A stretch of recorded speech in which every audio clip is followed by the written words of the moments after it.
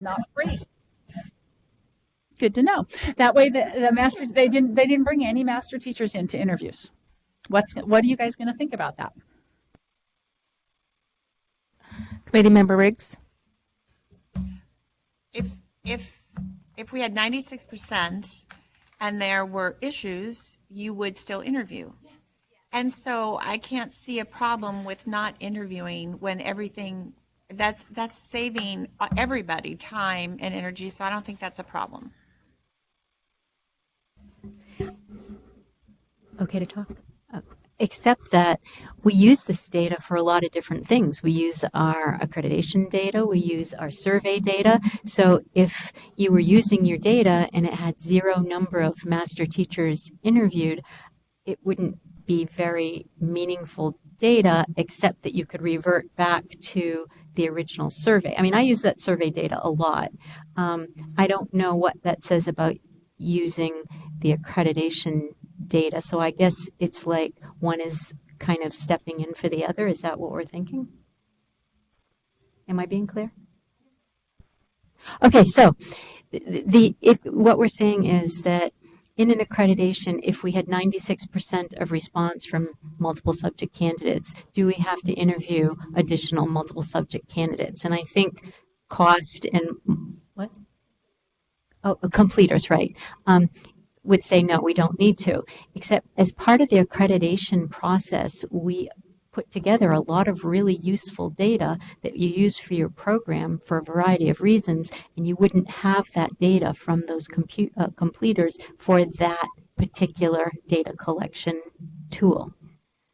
So I'm curious, now thinking about the survey data itself, and then the interviews, what information might you not be getting by not completing the interviews?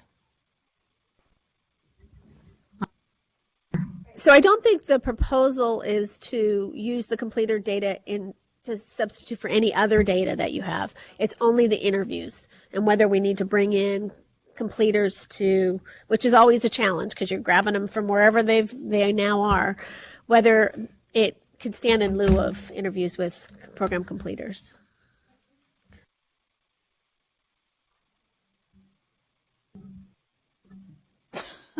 So in the report, though, what I'm envisioning, and correct me if I'm wrong, is that there would be information and there had been analysis and you'd worked with the institution. So in essence, you'd say, all of this data pointed to the fact that there didn't need to be interviews. So there would be almost like a basis provided for you. And then to me, that kind of covers that. I think that's exactly right. And also going back to the program review. So the program review also has to be pretty positive because if there's issues identified, we may need to talk to them. So it's all these pieces together. Okay. I'd actually have a little more confidence in the survey than in the recollection of the completers. Because when they're filling it out, there's always the fact that it's a survey, and do they really know this? Or do we have validity on the question? Construct validity, are they just trying to hurry so they can pay for their credential? But on the other hand, I think it's fresh in their mind. Whereas when you get the completers, who knows if they're reacting to something that happened in induction? It really had nothing to do with your program. I've talked to completers, and they're sort of like, it's hard-pressed to remember what specifically was the program contribution compared to their, other experiences. Yeah. The other thing along those lines is that the completer is not influenced by anyone in the room. Every completer is asked the identical set of questions regardless of who the interviewer is because it's standardized through a survey. So in terms of reliability, as you're mentioning, it might be better. Now the storytelling's not there. And so if they had a 96% response rate and it wasn't strongly positive, then I don't think anyone is suggesting that we don't still bring in completers to tell the story. Another thing that just came to me is once we're 3 years down the road, for example, an institution will actually have 4 years of survey data. So it's even more robust. And if it's consistent over that time, I think that's a pretty firm. So what we have to do is help our team members understand how to write about that in the report so that you know where they've got the information from. My concern was we don't want to tell consultants to go out and do this and then have a report come into you and then have you say, but there's no interviews here. We can't deal with this so we want to be able to advise our institutions. Any more comments or suggestions at this time?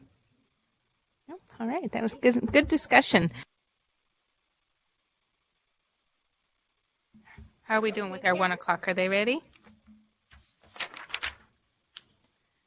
Let's see. That would be the accreditation team report for Evergreen School District. Consultant Karen Sacramento will introduce this item. Joining her by Zoom is the team lead, Sean McCarthy, and institutional representative, Marina Doxey, induction program coordinator. Ms. Sacramento, will you begin, please? I will. I just want to make sure we have, but we do. Institution, are you hearing us? Nod your head. Yes. Okay, good. Thank you. Well, good afternoon. This is the report for the Evergreen Elementary School District site visit, which we held on October 23rd through 25th. The visit was a very thorough and in-depth review of the Evergreen Elementary School District Teacher Induction Program. It was focused on interviews with stakeholders and a deep analysis and review of electronic evidence. As you noted in reviewing the agenda item, this visit did have a unique component to it. The three of us are actually very well versed in Zoom together. Due to the small size of the program, the site visit was successfully conducted completely through Zoom.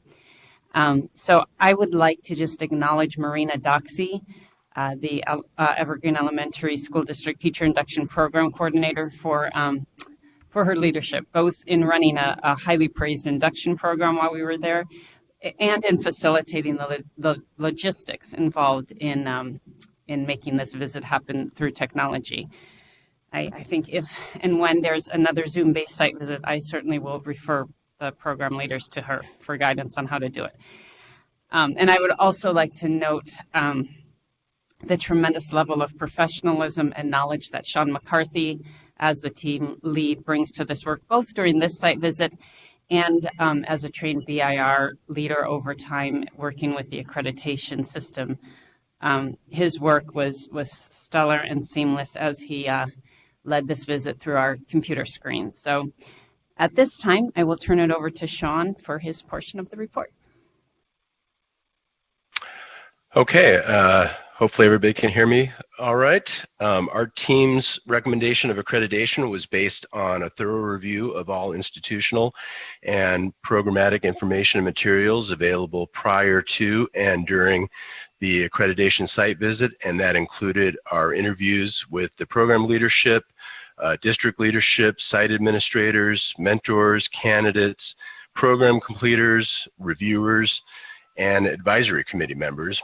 And our team felt that we obtained sufficient and consistent information that led to a high degree of confidence in making our overall programmatic judgments about the program's operation. And our decision pertaining to accreditation status of the institution was based on our belief that all program standards were found to be fully met and all common standards were found to be fully met. And I would like to just say a few things, just very specific about the program, just a couple just quick commendations in particular that were highlights about the program. Just the program operates just as a real true team level approach that involves stakeholders, a wide variety of stakeholders, from assistant superintendent to professional development providers to the advisory team, which was highly active, highly informed, and highly involved.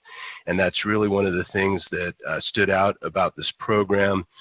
And then for, a program, one of the first visits that we're doing as they're making the transition to our new standards, and everybody, working on this balancing act with our just-in-time mentoring to our long-term analysis of, the teaching practice. They've already done a very good job of putting that into practice. And one of the things that really stood out about this program was the quality of the mentorship and the collaboration, and the time that's put in is one thing. They're really doing a strong job with that time, but the quality of that time and collaboration that the mentors, the candidates, and the completers during interviews, they just continually remarked at how responsive the mentors were to their individual needs, and in turn that helped the teachers, the candidates, be responsive to their students' individual needs as they were trying to make a difference in the diverse needs of their students. And if that's not what we're trying to accomplish in induction, I don't know what is. So I just have to commend the program and the program leadership for doing an excellent job of making that transition to these new standards and really already being on that trajectory that we're looking for of implementation. So that's our findings, and we do recommend them for accreditation. Thank you, Sean, for your report. Sounds like you had a great visit. At this time, we'd like to call on the institution to say a few words about the visit. This is not the time to dispute the team findings, not that you would, but rather to provide any thoughts you had about the visit. Hi, thank you again. I want to thank Sean and Karen really for their guidance and leadership during the site visit. Karen provided a lot of support leading up to the visit, and Sean was extremely clear with the guidelines and communication with all of any paperwork or documentation that was needed. So thank you both for leading me through this process, as it's my first time going through the accreditation cycle. It was a very rigorous process, but I think that we worked together really well, especially through the Zoom and using email. And so it was a pretty seamless process as well. And both Sean and Karen helped me to feel at ease as we worked through getting everything that we needed. So as our district, went through this cycle, I think everybody felt that it went really smoothly. So thank you for that. All right, thank you. I'd like to open the floor up for any committee members to make a comment or ask any questions of the institution or the team lead.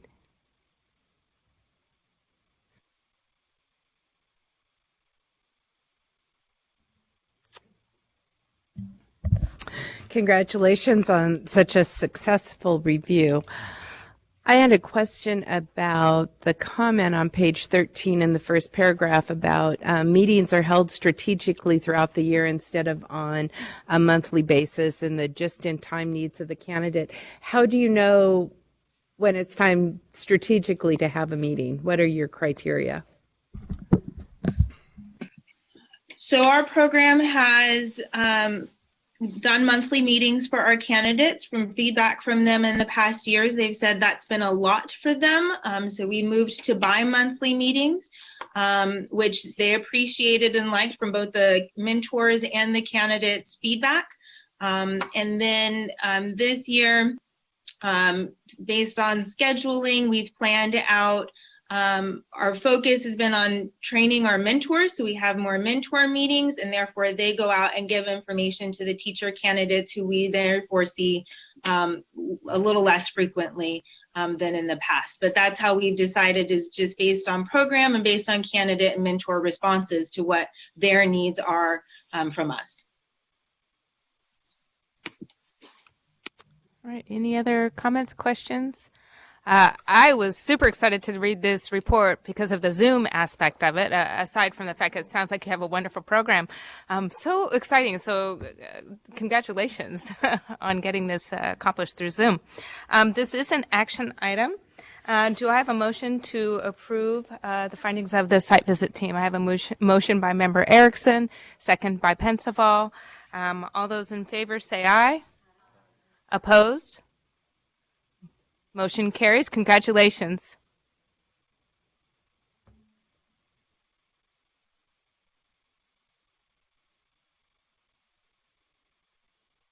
We are moving right along. We have one more item to do before our 1:30 time certain. We've done 18. That leaves us to item 19, an update on CAPE accreditation activities.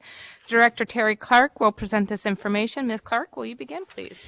Yes, so my last item for today. So CAPE, the Council for the Accreditation of Educator Preparation. As you know, it was created when NCATE and TEAC unified.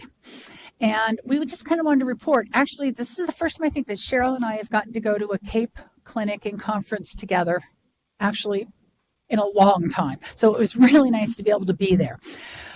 There are fewer CAPE institutions in California than there historically have been. And we are trying to get some relationships built up with CAPE there. And as you may or may not know, actually a California person has just been hired by CAPE and will be starting there January 1st. So Dr. Gary Railsback, former dean at Point Loma Nazarene and currently at Azusa Pacific University, will be moving to CAPE. So we are sincerely hoping that CAPE is going to understand California a lot more. Oh, that is true. Karen Sims Gallagher is the board chair of CAPE. And so we're really hoping CAPE is going to start to really maybe care a little more about California's approach. So there's a lot of new things. Some of them were confusing to us. We learned them at the clinic, at the state partnership clinic. So for example, now there's a fee if you wish to postpone your CAPE visit. That was news to the state consultants in the room. We did get a definition of advanced programs, and we also got in writing the definition that all other school personnel, all non-teacher prep programs, are all advanced programs. There's also, and this is the bottom of page 1, this is a really big change. CAPE has made it more clear that they are only focusing on programs that lead to a license, that they are not focusing on master's and doctoral level programs that are not leading to a license. Whereas in the NCATE world, they focused on all programs for K-12 practitioners. So that is a big change also. We've given you some of the information right there that Matt Vanover, the state liaison, has provided to us. Those links all are operating. And then down to page 3, we've got a little bit of an effort started. When we were at the partnership clinic, we heard that the Oklahoma Basic Standards Test has been aligned with SAT and ACT. The Oklahoma Basic Teaching Test is the CBEST in essence. It's virtually the exact same test as the CBEST. It tests, can the person read, can the person write, and can the person do basic mathematics. So since CAPE accepted a basic skills test to meet standard 3.2, we said, well, California has got a basic skills test. And so what I did is I contacted all CAPE institutions to ask about if they had CBEST scores along with SAT or ACT scores, because CAPE has already said specific scores on the ACT or the SAT already meet the threshold that they need. And so by doing a study of CBEST scores, we are hoping that we can actually get California's CBEST put into the same category as the OGET, the Oklahoma General Education Test, because it is it's almost the exact same test. So we have got a couple of institutions. Point Loma let me know today they're going to work on getting me some data. I've got data coming from USC. I already have data from Azusa Pacific, and I have data coming in from LMU. And so by getting enough data where we have ACT and or ACT score, SAT or ACT scores and CBEST scores, we can get a study done that can show that the CBEST can meet the 3.2 requirement. And that has been a challenge for some of our institutions, because in California, 3.2 doesn't make a lot of sense because we're post-bac programs for the most part. So we're moving forward on that. We have no CAPE visits this year, which actually gave us a little bit of a break. It was nice. And then Loyola Marymount and Northridge are scheduled for next year. So any questions about the CAPE? Yes. Committee Member Alvarado. So with regards to the ACT and SAT, This is just for the pilot or establishing the connection between two assessments. It's not that we would be using them because students who are transfer students have no SAT or ACT. And what we're doing then is setting it up so that we know transfer students don't have SATs or ACTs, but you can then use their CBEST scores to prove that they are of high academic what are those two words? I used to know the words by heart because we've talked about it so often, that they're high academic achievers. So you would be able to use CBEST to show that. So CBEST has a threshold upon which students basically have passed. Right. Here they're talking about 50th percentile. That's what CAPE is saying, yes. That's different. You're talking about probably a standard score versus the pass threshold score that we have, and that's two different things. It is different things, but if we can show, and it would be really convenient if we could show that 41 was the cool number, because 41 is a passing for CBEST for each of the subtests. If we can show that our passing standard of 41 is, and I actually think it's higher than 50%, the SAT. I think our passing standard on CBEST is probably going to come around 60% or something on the SAT. We can then have, by definition, all of you have enrolled highly qualified, whatever that name is. I have the standard right here, so I should be able to find these keywords they have. They want to know that all students, it's not highly qualified, it's top 50%, and they had two key terms that I'm not finding right here, but it had to do with they are, do you see them, Cheryl? Yeah. But I think we would be able to show, therefore, because the top 50% is the population as a whole. And so I think hopefully we're going to be able to show that our CBEST passing rate is, for example, at the 60th percentile for the population as a whole, and therefore it then qualifies and you don't have to do anything else hardly for CAPE. Go ahead. And so I guess that the heart of the issue is how CAPE seems to be stuck on norm reference standardized testing as a measure of candidate quality or program quality, when in fact there is zero correlation with success as a teacher. So I understand what we're doing, but I think we have to be clear that they're going down a rabbit hole that's not worth it. And then they're saying a 3.0 GPA when we have a 2.67 GPA, that's different for admissions. I understand they're saying at any point in the program. So here's the challenge with CAPE. CAPE, most states in the nation, they're predominantly baccalaureate programs, not post-bac programs. So our basic argument to them several years ago was, this is a ridiculous and a not equal situation. If you're talking about candidates who have completed a bachelor's degree and you're asking for stuff and you're comparing them to Iowa or Idaho or somebody where you're talking about a high school kid going into the bachelor's degree, the whole thing makes no sense.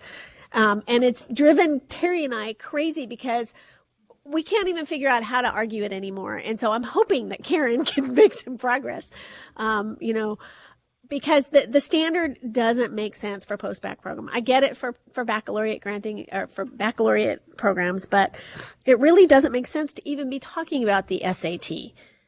When the person has proven that they have been able to they keep saying, well, it's a predictive measure of college success. And we're saying, what's more predictive than having a diploma? So, it's been one of those like head banging kind of conversations with them. So I'm hoping that we can make a little inway with there's new people at CAPE, there's new leadership at CAPE, and hopefully they'll begin to listen. I am encouraged by the appointment of this Matt Vanover guy. He seems to really be trying to make the communication to states more effective and more frequent, because there was a whole period of time when a lot was happening and we would be hearing it from our institutions. There was no communication to the states that are their partners. So I'm hoping things are settling there. I don't know that for sure, because we still are at the point where we don't exactly know who to call for certain questions, but we'll see. But this standard has driven us crazy. And all the points you raise are exactly right.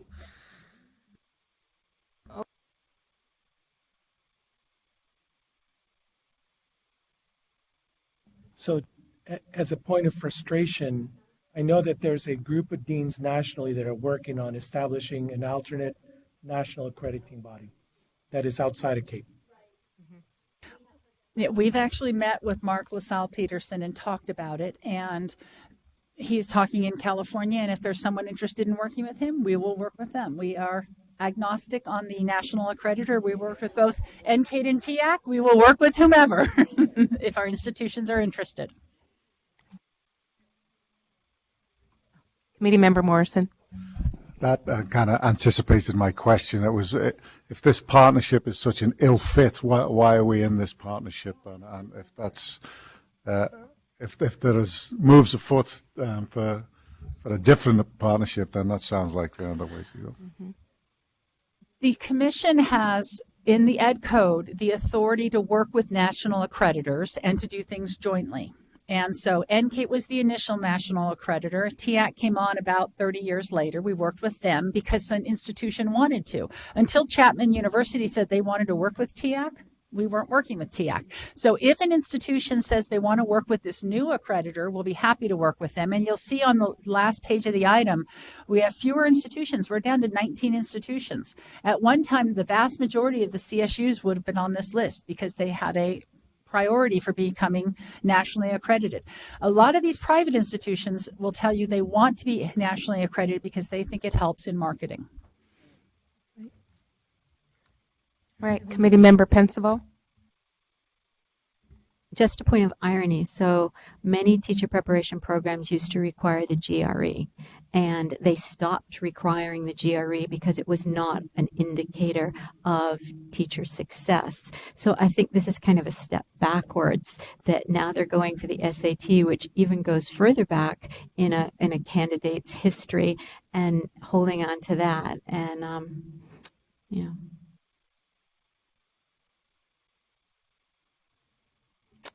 All right, lots of good conversation. Even though the agenda says this is an action item, it is just an information item. So thank you for that report, and I'm sure there'll be further conversation on this in the future. We have two more items, and one is a 1:30 time certain. Bob, how are we doing? Are we ready to go?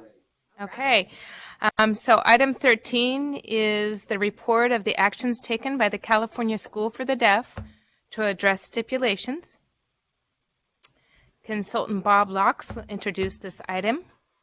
Joining him via Zoom is team lead Robert Perry and institutional representatives Kate Kovacs, induction coordinator, and David Urbavine, curriculum and education supervisor. Does anyone need to recuse themselves? Member Forbes is recusing. All right, Mr. Locks, will you begin, please? Certainly. April of 2016, excuse me. Is Bob Perry joining us or not joining us? Yes. Yeah. Okay. There are. Yes, so he is yeah, on there. And Okay. yeah, he was signing on 10 minutes ago. Great. Thank you. I just didn't want to start. Okay. April of 2016, there was a site visit to the California School for the Deaf. And then at the June 26 COA meeting, the decision was to assign in the status of accreditation with stipulations. And they were required to submit quarterly reports on their progress and a seventh-year report addressing all the stipulations. At the June 27 COA meeting, there was two stipulations that the committee felt they needed more information on. And one was that they must provide evidence of implementation of a comprehensive program evaluation system involving program participants, completers, and stakeholders. And the system must demonstrate the potential for ensuring continuous program improvement.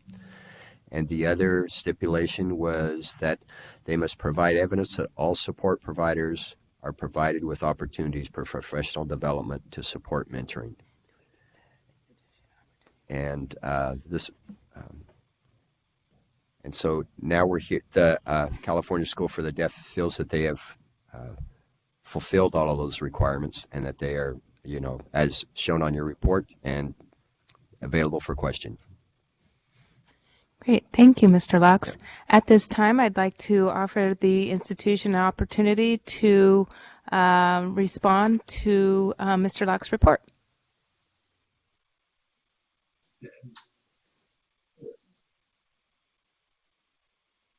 Hear us on your end? Oh, hello. Can you hear us?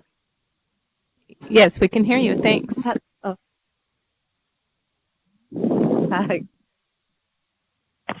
Okay, right now we can't see you, but that's all right. This is Kate.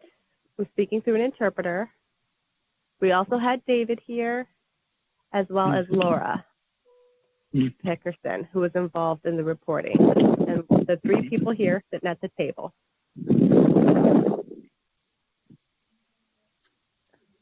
Thanks for giving us the opportunity to clean up this reporting and to kind of expand on the details for us and to clarify what we plan on doing from here on out and what it's going to look like and how we can best serve our mentors as coaches for our teachers in the program. And this is David here. You saw in our recent report that you've received that we've got a lot more professional development, and that's geared toward coaching. So we do have that in place now. Plus, I want to inform you that our school budget has put a line item there for the induction program as well.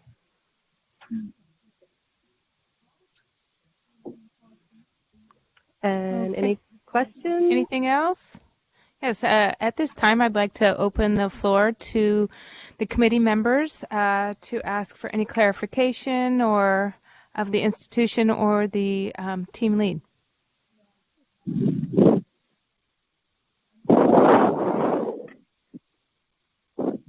Okay, all right, Member Erickson. One of the previous concerns was with the advisory board and feedback from a larger community. And as we looked at the advisory board, if I'm understanding this right, there's only 2 outside, maybe 3, with the diagnostic center.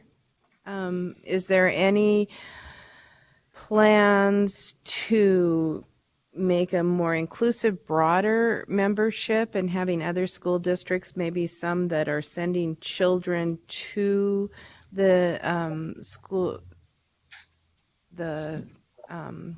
for the deaf and put them on their board or ask them to join the Fremont advisory United board? School District, that entity is separate. They would say, I'm sorry, I'm looking at the interpreter this way when you guys are seeing me on the screen this way. So I just want to clarify that the Fremont United School District or United School District is outside of our entity. Because we are a state special school, we did consider that, the Fremont School District, but that is outside of our entity. Does that answer the question? I'm sorry. Let me rephrase that. When we look for advisory boards, we look for a broad inclusion of the community, not just within our school, but outside. So we're getting input from across the county or across the state or from the various partnership entities that we serve. And so in looking at the advisory board, which was a great concern before, there's only 2 outside entities, one of which is the school district and one of which is the University of San Diego and possibly the Diagnostic Center North.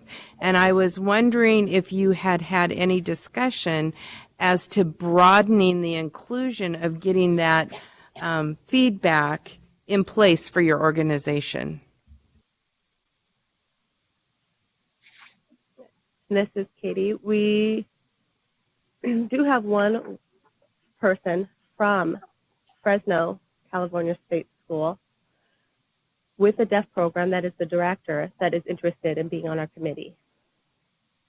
So we do have one from Fresno. You're talking about the University of San Diego. And we asked for them to participate because they do have a deaf program as well for teaching certifications for teachers of the deaf.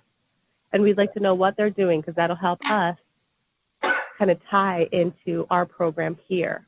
And this is David speaking. And this, I count 4 outside entities on our list when I'm looking at it here. I have that the school district, the University of San Diego, California State University of Fresno. Oh, wait, she's saying go back to that one. Fremont, Unified. Then we have CSU, San Diego, Fresno, California State Fresno, and the Diagnostic Center. So those 4 outside entities. But I know we could add others. We could do CSUN, Northridge. Is that what you're looking for? Not only universities, but also districts that are sending students to you. When I was in the district that I worked for in the Bay Area, your institution was one which we considered as a placement for one of our students. And I think it's helpful to get that feedback from districts as well as universities. But I'm glad that you're including other institutions such in higher ed that would be also preparing teachers that you may use or teachers that would be out in the community to serve students who are deaf. I had one more question. So I'm glad to see that you're thinking about broadening that committee. On that same page, it talked about dates that have been tentatively set for the months of November, February, and April. Have you already held your November meeting, and are the dates already set for February and April? Excuse me. Thank you. No, we just postponed that to December, and that meeting will occur. And this is Katie here. I can see where you're coming from when you're looking at that. We just met with the San Francisco School Department or School District, and they might be interested in partnering with us on our advisory board. And this is David here. I'm sorry, what was your question again, that second part? Oh, hosting that meeting, yes. So it will happen in December with our advisory board. And then the same technology that we're using now is how we're going to be doing that, hosting that meeting is with Zoom. Thank you. Committee Member Pensaval, question? Yes, I have the same question as Committee Member Erickson. I only see 2 people outside of the California School for the Deaf. I'm just reiterating that point, but also making a suggestion that maybe parents, alumni, community members might be very valuable people to have on the advisory committee, just in terms of a diversity of thought and ideas around pedagogy and instruction. So I just wanted to make that suggestion. Thank you. I had a question about... Thank you. I am putting down all of those notes, what your suggestions are. And for parents, I mean, we do have our parent-teacher organization here. Is that something that would be included on the advisory board? Yes, you might have a representative from the PTO or PTB. Okay. Okay. Yeah, we can do that. Yes, indeed. I was a bit curious. You have the 4 days of Mentoring Matters training for your support providers. That's ambitious, and that's wonderful. I was wondering if you had partnered with anybody on those 4 days.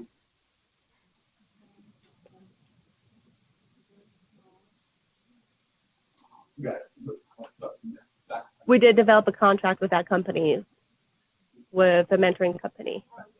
And we got our training through, we have to get it through an interpreter, some direct trainings. Are you suggesting we invite other schools to this? Okay, thank you.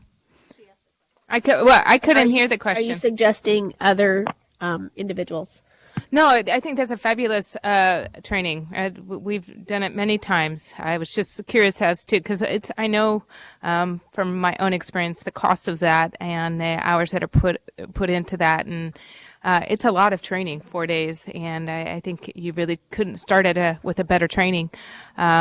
Just was wondering, just how that looked. Usually there's quite a few number of people in the room, and it's usually a really rather big training so that groups can interact. So I was curious with your numbers, how that looked, and if you partner with other people in your community, you'd have a lot of interaction, and you would learn from each other that way. That's an idea. But yes, we will be having a lot of training this spring.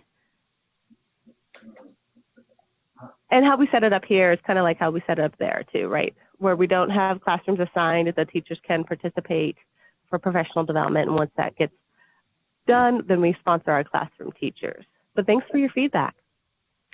That's where that collaboration with and having the right people on your advisory board can be really beneficial as you talk about the trainers that you can bring in for your support providers, and you can partner with them. You can actually sometimes make it very cost effective by putting a price on that training for your community of support providers outside of your own school.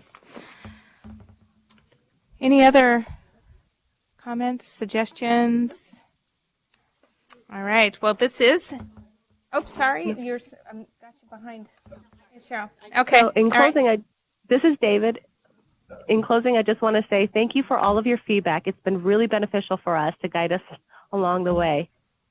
And here at CSD, we really are proud of our induction program. It's not perfect, obviously, but we are getting there. And we're really looking forward to keeping this going and expanding it and make it a more comprehensive full program in the interim to continue. All right. You're welcome. We did have one or two other questions here. Committee Member Riggs? So my question relates to the stipulation on the advisory board, which is one, correct? And given the comments I heard from my colleagues, I'm hesitant a little bit about it. There's a plan for an advisory council. It is not very diverse in representation of different constituencies, and the November meeting was canceled. I just, it makes me wonder if sometimes we don't move too quickly to remove a stipulation. A stipulation doesn't have to be removed, I understand from Cheryl, or we could ask for further information or minutes from an advisory meeting with an updated list of membership. It's just a thought that ran into my mind. All right, Committee Member Erickson and then Pensaval.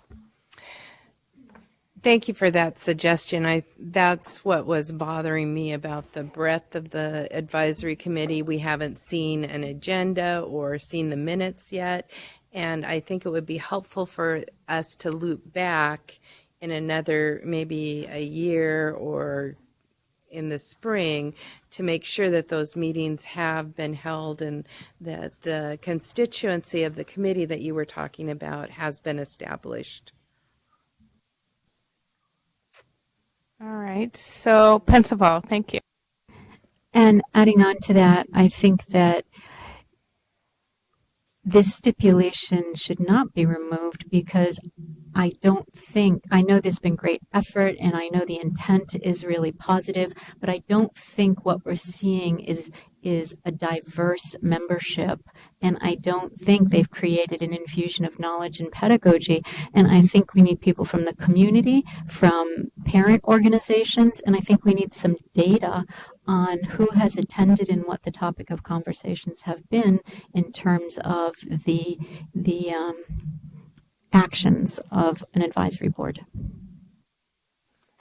All right, so just to recap, it sounds like there's a little bit of reticence on removing stipulation number 1. We might make a motion then to remove stipulation 4 with a 6-month report. 3. It says 4 on my thing. It does. Okay, 1 and 3? Okay, so 1 and 3. So we could remove 3, stipulation 3, maintain stipulation 1, and ask them to come back with a, how long, 6-month report? Where would that put us? What month? Yeah. When's the last meeting of the year? May. June. So we would, maybe August, our August meeting? If you had them come back with a report in May, you could remove it in June, at your June meeting if you felt like they. Okay, so. The earliest. Do I have a motion? Okay. Committee member Penn.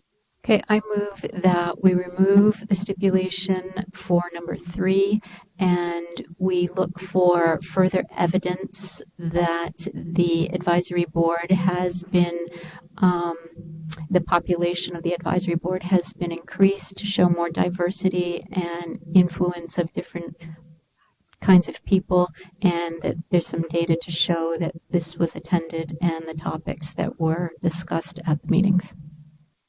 Okay, thank you. I have a second from committee member Erickson. All of those in favor say aye. All those opposed? All right, motion carries.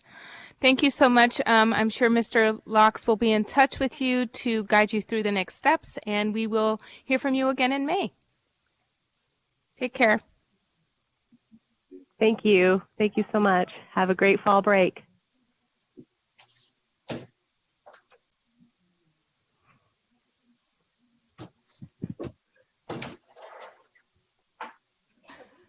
Okay, that leads us to item 21. Does any member of the public have anything it wishes to say? I thought that they thought they were crap. Like, is that someone out there in Zoom land? All right, I'd like to adjourn this meeting, having no further business. And the next meeting of the committee will be the teleconference meeting. Whoops, it says that. It's not teleconference. It's a regular meeting. A regular meeting. I was going to say I hadn't heard about that. We're investigating one in January. January, that's right. And then, so we'll meet in person February 22nd, 23rd.